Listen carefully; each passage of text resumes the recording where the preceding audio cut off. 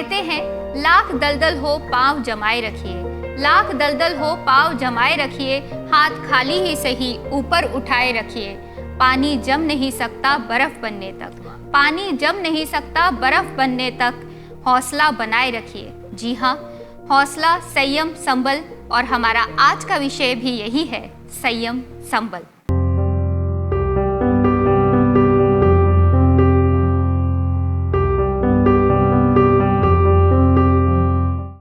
तो चलिए श्रृंखला को आगे बढ़ाते हुए मैं आमंत्रित करती हूँ हमारी आज के अतिथि डॉक्टर लोकेंद्र सिंह जी को। नमस्कार। नमस्कार। मैं दर्शकों को बताना चाहूँगी, आप central India institute of medical science के सीनियर कंसल्टेंट एंड डायरेक्टर हैं। ये वर्तमान में भारतीय न्यूरोलॉजिकल सोसाइटी के अध्यक्ष भी हैं। हिंदी साहित्य अकादमी द्वारा इन्हें हिंदी कविताओं के लिए सम्मानित किया गया है। अक्सर हमें इन्हें इनकी हिंदी और अंग्रेजी के कॉलम्स समाचार पत्रों में पढ़ने को मिलते हैं। इनकी हिंदी और अंग्रेजी की पुस्तकें भी प्रकाशित हो चुकी हैं। ये हमारे लिए बहुत ही हर्ष की बात है कि आज प्रत्यक्ष रूप से हमें इनकी कविताएं सुनने का सौभाग्य मिला। धन्यवाद। कहिए लोकेंद्र जी, आज हमारे दर्शकों को आप क्या सुनाएंगे? गीतांजलि जी, जैसा कि आपने बताया कि संबल विषय पे आज का ये जो कार्यक्रम है कविताओं का वो है। हाँ जी। और हो ये रहा है एक दुर्भाग्य से कि जो एक समाज का संबल एक मनुष्य को मिलना चाहिए वो कहीं ना कहीं छिन्न भिन्न हो रहा है। परिवार टूट रहे हैं, एकल परिवार बन रहे हैं। जो कुटुंब की जो एक भावना रहती थी, कौटुंबिक भावना, वो अभी कहीं गायब हो गई है। तो उससे होता ये है कि व्यक्ति अकेला पड़ जाता है। संसार के इस जीवन समर जिसको बोलते हैं उसमें वो अकेला हो जाता है। तो कहीं ना कहीं उसको एक संबल लगता है। समाज की जो एक चादर है, जगत चदरिया, वो उसकी जो गाढ़ापन है ना, वो पतला हो गया, वो रक्षा नहीं कर पाती है समाज की। तो मेरी पहली कविता उसी भाव को लेके है। मैं एक सर्जन हूँ, मतलब मैं पेशे से भी सर्जन हूँ और मेरा जो उपनाम है वो भी सर्जन है। सर्जन का जो हथियार है मेन वो है सुई और धागा। तो ये धागे की भावना को लेके मैंने एक कविता लिखी है, जगत चदरिया।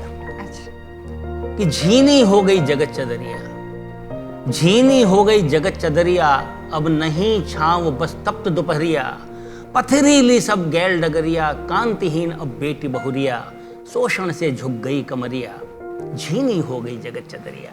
वाह।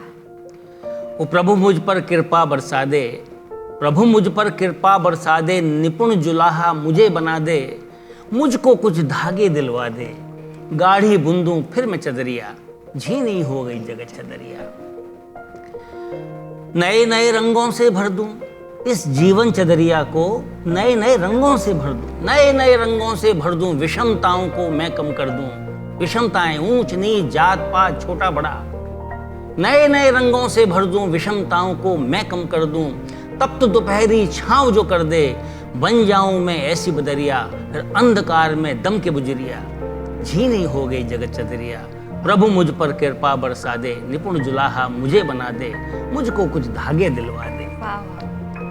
इन धागों से वस्त्र बना दूं, इन धागों से वस्त्र बना दूं, परिधानों के ढेर लगा दूं, भूखे नंगों को ढकवा दूं, मृत चेहरों पर हंसी सजा दूं, फिर से उठें स्वर लहरिया, फिर सब ओढ़ें जगत चदरिया, झीनी हो गई जगत चदरिया। प्रभु मुझ पर कृपा बरसा दे, निपुण जुलाहा मुझे बना दे, मुझको कुछ धागे दिलवा दे, झीनी हो गई जगत चदरिया। वाह। एक ये कविता इस भाव की थी गीतांजलि जी। समाज रूपी जो चादर का संबल है वो नहीं मिल रहा, उसके बारे में। दूसरा सबसे बड़ा संबल हम जानते हैं ईश्वर होता है, लेकिन होता यह है कि कहीं ना कहीं हम ईश्वर को विस्मृत कर देते हैं और भूल जाते हैं कि उसकी महत्ता क्या है, हम उसके बालक हैं। तो एक जो कविता है मेरी इसी भाव को लेके है कि नभ है ये संसार, ये काया पतंग है मोरी, नभ है ये संसार, ये काया पतंग है मोरी, और प्रभु उड़ाता हमें हाथ में उसके डोरी, प्रभु उड़ाता हमें हाथ में उसके डोरी, और भांति भांति की पतंग बनाता, भांति भांति की पतंग बनाता, अलग अलग सा उन्हें सजाता, तरह तरह के रंग लगाता, कुछ भूरी पीली होती हैं, कुछ काली कुछ गोरी, प्रभु उड़ाता हमें हाथ में उसके डोरी। और कभी चढ़ाए सीधी कभी इतुत लहराता, किसी का जीवन तो सीधा जाता है, कई बहुत धक्के खाते हैं जीवन के अंदर। कभी चढ़ाए सीधी, कभी इतुत लहराता, ले जाए सर्वोच्च, कभी फिर नीचे लाता, पाप पुण्य और सही गलत के पेंच लड़ाता, जो दुष्कर्मों से प्रेरित उनको काट गिराता।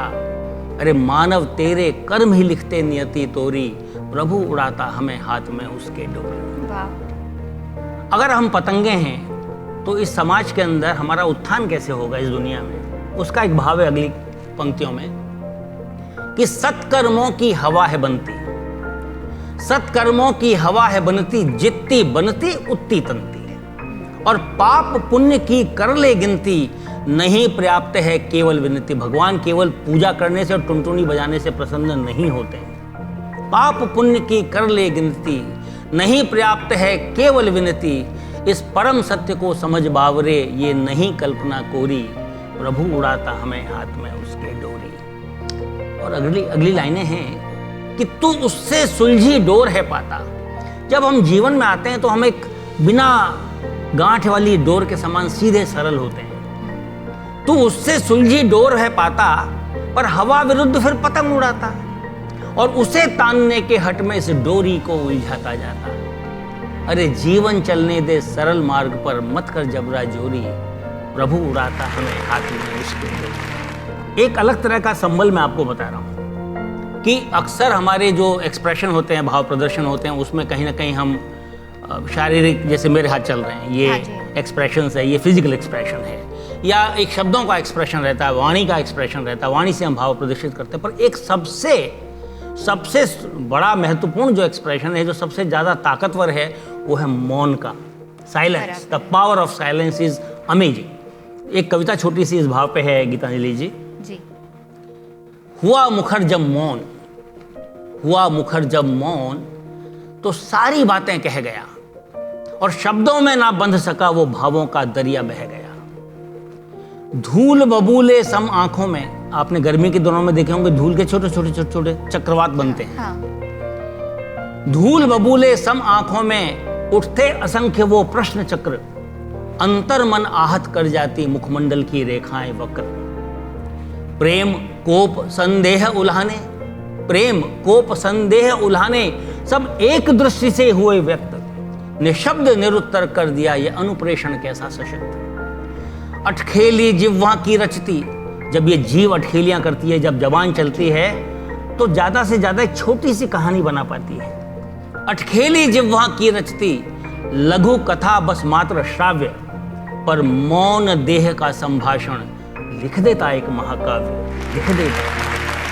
वाह, बहुत ही सुंदर भाव, सुंदर रचना की अभिव्यक्ति, मजा आ गया। धन्यवाद। संयम, संबल, सब्र, यही तो कम है आजकल की युवा पीढ़ी के पास। जरा सी मेहनत की नहीं कि मंजिल की तलाश, जरा सी ठोकर लगी नहीं कि हताश। अरे रख हौसला, रख हौसला, वो मंजर भी आएगा, प्यासे के पास चल के समुंदर भी आएगा। अरे रख हौसला, वो मंजर भी आएगा, प्यासे के पास चलकर समुंदर भी आएगा। थक कर न बैठ ए मंजिल के मुसाफिर, थक कर न बैठ ए मंजिल भी के मुसाफिर, मंजिल भी मिलेगी और रास्ते पे चलने का मजा भी आएगा। क्या बात है बूटी जी, एक छोटा सा 2 लाइन का बहुत बढ़िया है इसके ऊपर आपने जो बोला है। बिल्कुल। कि रख हौसला खुदा के बंदे तू और लड़ेगा, रख हौसला खुदा के बंदे तू और लड़ेगा, है बचा हुआ आकाश परिंदे तू और उड़ेगा। वाह वाह, मजा आ गया। ये मेरी 2 लाइनें लिखी हुई है। बहुत अच्छा, बहुत अच्छा, थैंक यू। धन्यवाद लोकेंद्र जी, आपका बहुत बहुत धन्यवाद हमारे शो गीत की चौपाल में आने के लिए। अगले हफ्ते फिर रूबरू होंगे एक नए विषय के साथ, एक नए अतिथि को लेके। तब तक के लिए आज्ञा चाहूँगी मैं, गीत उर्फ गीतांजलि, गीत की चौपाल से। देखते रहिए, शेयर कीजिए, लाइक कीजिए, सब्सक्राइब कीजिए गीत की चौपाल। धन्यवाद।